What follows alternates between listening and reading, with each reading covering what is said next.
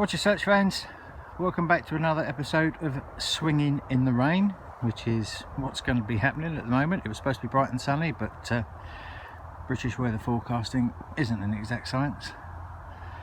As the eagle-eyed amongst you will see, I am now in a different part of the farm. Now, I saw the farmer last week, big shout out to Will, and he said, help yourself, you've got another couple of years before these trees reach adulthood. As long as I stay away from the root ball, so maybe a foot away from the trees, I can go up and down, I can do all the walkways as long as I backfill, and as long as I don't go too near the root ball of these trees, then I've got this massive field to do at my leisure. All of this slope, obviously I'm not going to get in there until he goes over all of that with the tractor. There you go, all new permission, which is fantastic. Very near here was the old Canterbury Mint. So back in the day, it's where the old silver hammers used to get produced. So when I get a bit closer to that, hopefully we'll have some luck. But that's for another day. I'm going to start down the bottom because it's a bit overcast, a bit rainy. So I'm going to take advantage of the shelter that these big old trees here offer me. So I'm going to start down the bottom, and I'll see you guys on the very first hole. Let's do a live reveal of the first signal from the first hole on a new field. It may or may not make it into the final edit. We will see. Oh, something here.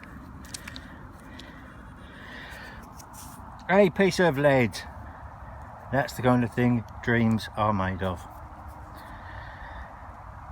First find in the field.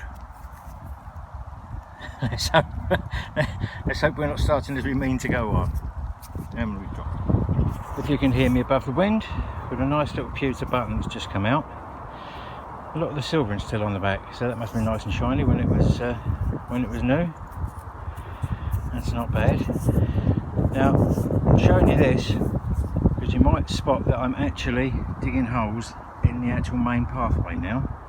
As you can see, now I have got permission to do this. I've got permission to do all of these pathways, all the way down, look, all of that. I can do all of these stretches. Farmer's very happy for me to do it, as long as I backfill my holes and make them look neat. So I'm going to backfill this one. I'm going to put this in my pocket, backfill this one, and I'll show you what it looks like once I've put it all back together. All right. Cheers. There you go. That's what it should look like once you've backfilled. I even put the worms back in the hole. There you go. That's what it should look like. That's how you should leave it. If that's what the farmer wants, that's what the farmer gets. He's kind enough to give you permission, so look after your permissions. We have our first coin of the field.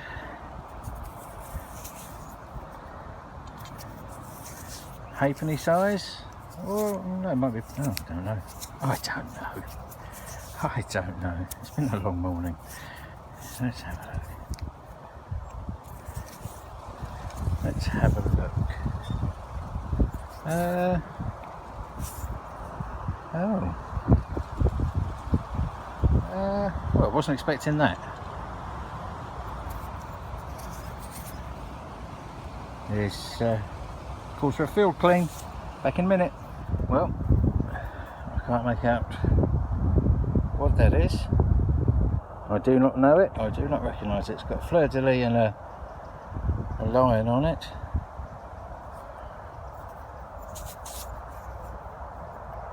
I can't make out anything with that side. Well, that's exciting. That's something to clean up and have a look at later, isn't it? Wow, first coin out of this field, and it's a mystery.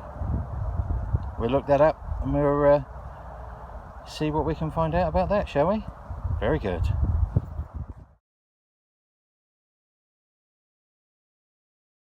Right next door to where that mystery coin's just come out, we have a bar. Now, that might be the top of a purse, and they call them purse bars, funnily enough. I've never had one before, so maybe not. It could be the end of a chain, like a watch chain, but they're normally gold. or silver. That looks quite old. Another mystery object come out near the mystery coin. I think that's a purse bar. So I'm going to have a good search around this little area, see if anything else comes up. This kind of, I don't know, 2 metre square. We'll have a quick look. Well, just up within the same 2 square metres. I'm trying to focus on that because there's a load of information on that one. We get Mrs. Wife to have a look at that. She's the one that's got the good eyesight. She can read. Look at that. Nice and informative, isn't it?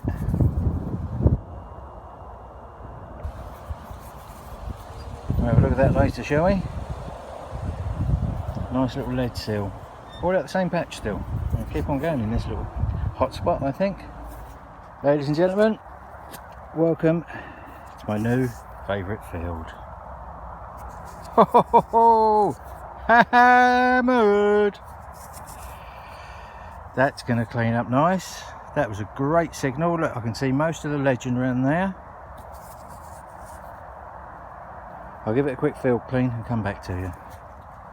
Well, I can't clean it up much more than that because it's very, very fragile. You can see that split just there. That goes all the way along, so I'm being very, very careful with that, otherwise I'm going to lose that. First hammered from this field. First day on this field. New favourite field. Fantastico.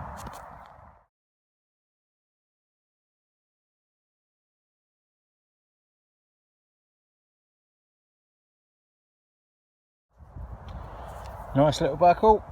No pin on it. That's quite nice. I like that.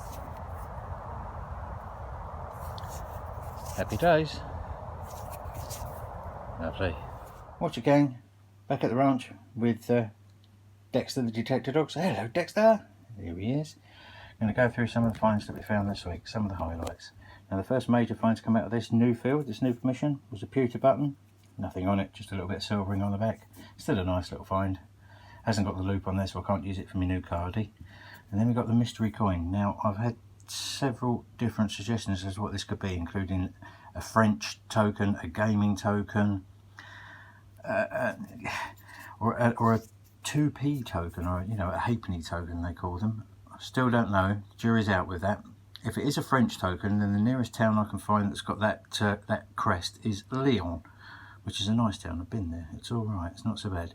So I'll probably see if I can carry on working on that and get you an ID for the next video. I'm convinced this is a purse bar. That's where the little hook went that's attached to your belt.